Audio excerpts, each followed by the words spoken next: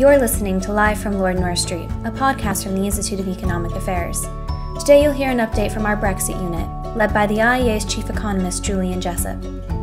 Coming up, Digital Officer Madeline Grant asked Julian about potential transitional arrangements between the UK and the EU after March 2019. The pair discuss whether or not it's too early to consider such arrangements, what the varying options are if they were to be implemented, and how a transitional arrangement could affect other aspects of the UK's departure, like the divorce bill. If you like what you hear, be sure to check out our website, iea.org.uk, and subscribe to our YouTube channel, username IEA London. During his Mansion House speech a few months ago, the Chancellor of the Exchequer talked about negotiating transitional arrangements to avoid what he's termed dangerous cliff edges. It's recently been confirmed that the government team will indeed be seeking such a deal. Of course, British businesses do need reassurances and time to organise themselves over the next few years. But with the negotiations teams seemingly at loggerheads, isn't it a little too early to be discussing transitional agreements?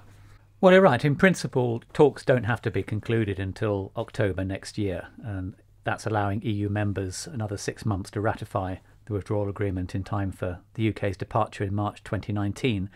But in practice, I think it's very unlikely that the UK and the EU will be able to agree the sort of comprehensive free trade deal covering all aspects of a new relationship by then.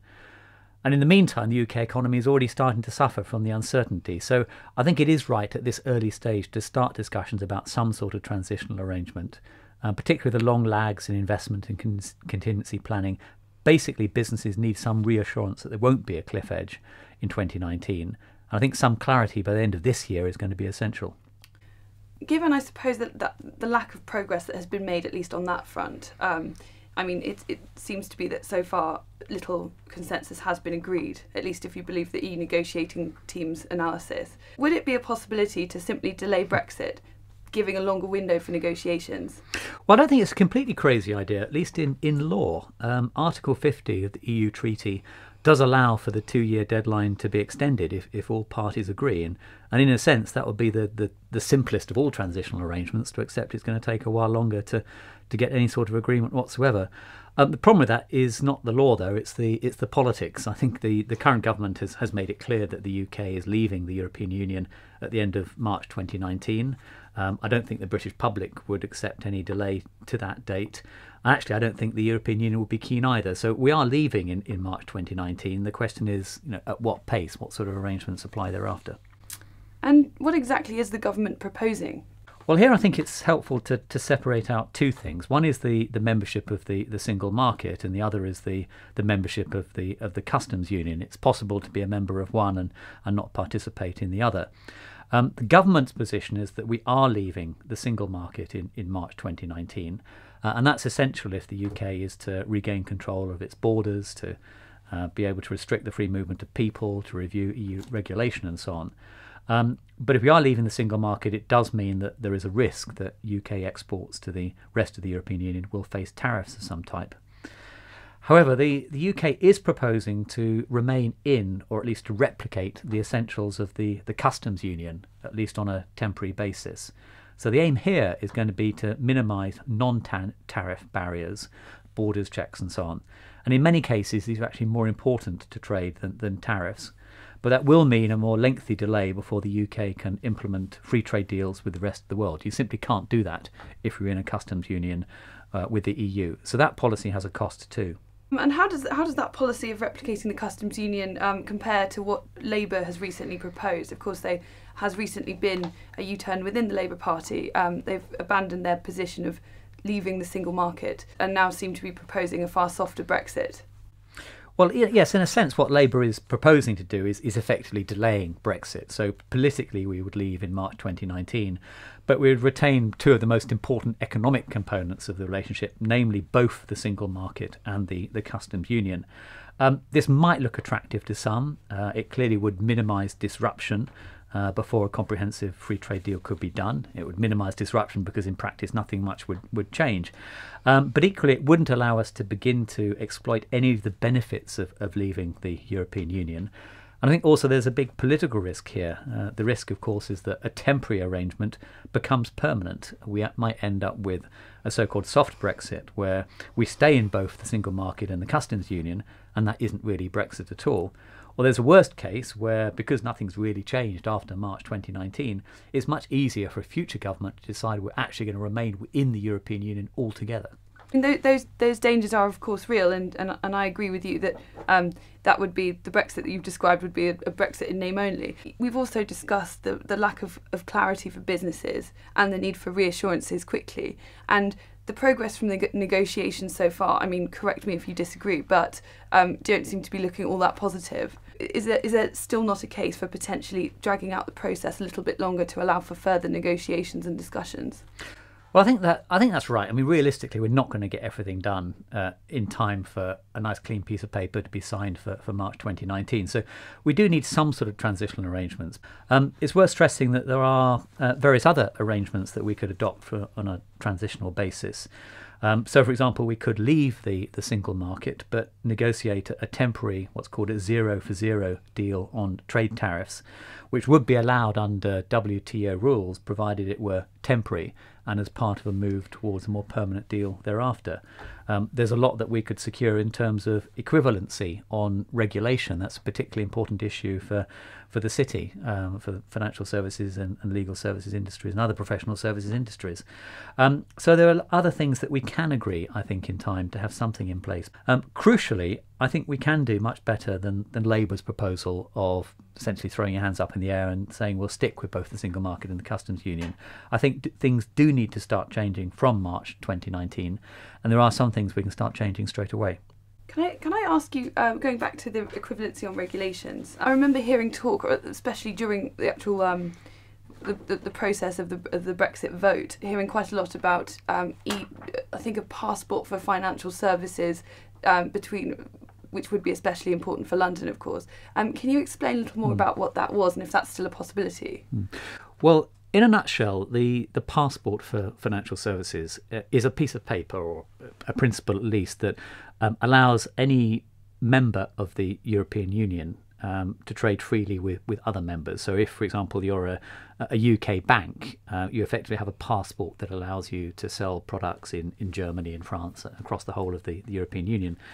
When we leave the European Union, those passports will no longer apply. They simply won't exist. So the question is, what will replace them? One possibility is what's known as equivalence, where the European Union recognises that our regulations for controlling financial services are very similar to theirs.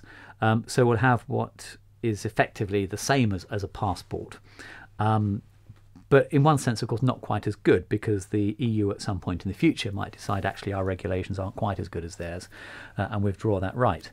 The question then becomes, would it be in their interest to do so if the European Union decides to restrict access of their own consumers, households, businesses, their own financial institutions to the resources the city can supply? Then that's clearly not in their interests.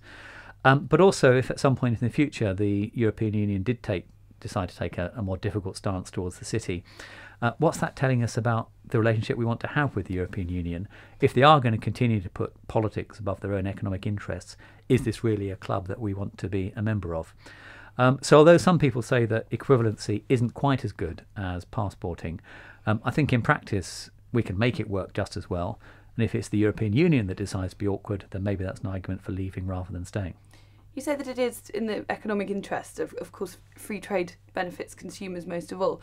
But now the two most important countries left in the EU, France and Germany, both are lining up cities to potentially replace London as the centre of global commerce.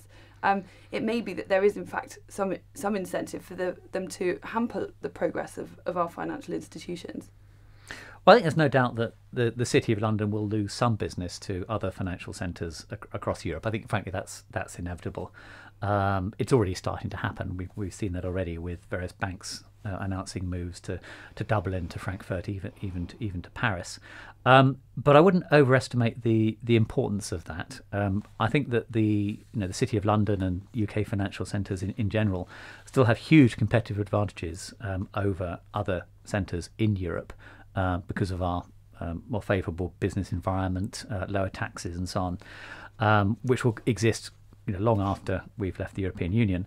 And in the longer term, there may even be some advantages in being located outside the European Union rather than in. So, for example, if EU regulation of the financial services sector is tightened, if the so-called financial transactions tax is introduced, or there are additional restrictions on bankers' bonuses and so on, then being outside those rules by being based in the City of London or elsewhere within the UK might actually be a positive. So yes, I've got no doubt there are some risks here to the city, but I think overall those risks are easy to overstate. Most financial institutions, most providers of professional services will do the bare minimum that they need to meet any EU regulations rather than relocate lock, stock and barrel from London.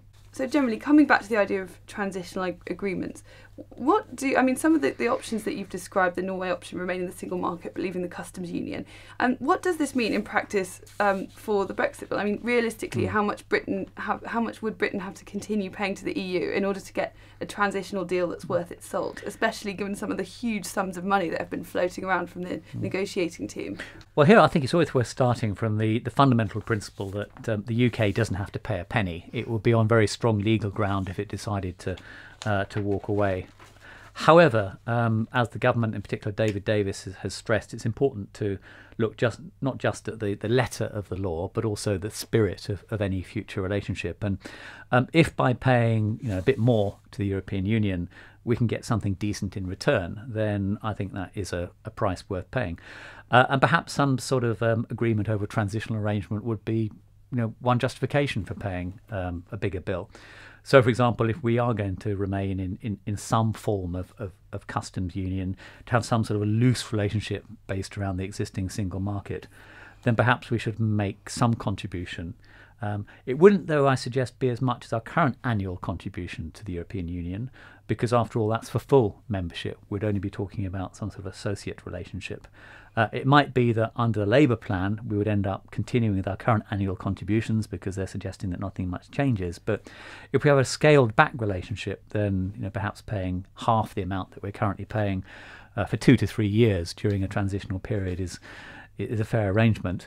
That sort of number, though, would be far nearer something like £25 billion than the 50 billion that some people have suggested. And crucially also, it's money that we would be paying anyway if we remained a member. So it's not a cost of leaving. It's simply something that we're paying in order to smooth the departure. It is a natural part of negotiating to kind of impose a very hardball figure and then ultimately come down to a lower figure. And I suppose that it's in the EU's interest to get some money from us rather than none at all as a significant contributor. Well, I think that's right. I mean, the initial figures that are being suggested by the European Union, well, we have seen numbers as high as more than 100 billion euros, which at current exchange rates is more than 90 billion pounds. I don't think that was ever realistic, but as you say, in any negotiation, you aim high and then you compromise somewhere in the middle. The figures being suggested recently that the UK might be willing to agree, well, two of the most important words in the English language are up to. The figures I'd seen were up to 50 billion, which clearly includes numbers like 40, 30 and 20. I suspect we'll actually open at around about 20 and we'll probably settle at about 30 or 40. But the key thing is, in a sense, not so much the number itself, but what we're getting in return for it. If we were going to get nothing in return for the divorce bill, then I suggest that we should pay nothing for it. Yes, legally we'll be in a strong position to do so. And I think the suggestion we've had from the EU negotiators that we have to fork out a large sum before we can even begin to have the discussions is clearly ludicrous. How could you go to British taxpayers as a government and say, yes, we've spent X amount of your money, we've got precisely nothing from it so far, this is purely in order to get everyone around the table? Well, you're right. This is one of the weaknesses of the European Union approach. They have a very rigid set of bargaining rules, so that there are certain things that need to be decided, or at least substantial progress made on them, before they can move on to other things. But these are things that are very hard to disentangle. One example is the divorce bill. It's very hard to agree what the divorce bill is going to be until you've decided what the future relationship is going to be. Similarly, issues like the borders for Northern Ireland, unless you have an agreement on the broader relationship between the UK and the rest of the European Union. It's very hard to decide how one specific part of the UK will relate to another small part of the European Union. So I think this is an area where the European Union's own bargaining criteria are making the negotiations more difficult than they need to be. It's clear that the UK is going to have to show some flexibility in many areas, but equally Europe will have to do so as well. What did you make of the way in which the negotiations, not just how they're going so far, but also how they've been reported? Because I think that the general reporting style has been one of, I suppose, panic and alarm that, you know, we're not making a great deal of headway, when we do forget that we are actually only at the very beginning of a much longer process. Well, two general points there. I mean, first of all, it's always the case that newspapers like bad news rather than good. So they will always look for the examples of things that aren't going as well. And the second point is that the vast majority of at least the so-called mainstream media are probably anti-Brexit. The Remain newspapers are inevitably going to emphasise the disagreements rather than the agreements. But I think, frankly, we're pretty much where we'd expect to be at this stage in the talks. There have been a number of areas where progress has been made. For example, on issues such as citizens' rights to healthcare. Positive noises on the details of a Northern Ireland border settlement and so on. It is very hard to see how much could be agreed anyway until we know the outcome of the German elections in October. So I think we have made some progress, but it's a negotiation. The purpose of the negotiation is not to make the other side happy from day one, particularly when the parties concerned obviously have their own domestic political agendas as well. So I'm not overly concerned at this stage. That said, given that uncertainty about the outcome of these talks is starting to weigh on confidence, business confidence, consumer confidence, I think it is important we have something a bit more tangible to point to by Christmas. And the good news, though, is I think we will get that. If you like what you've heard, head to our website, iea.org.uk, for more information, reports, blogs, and podcasts from our Brexit unit.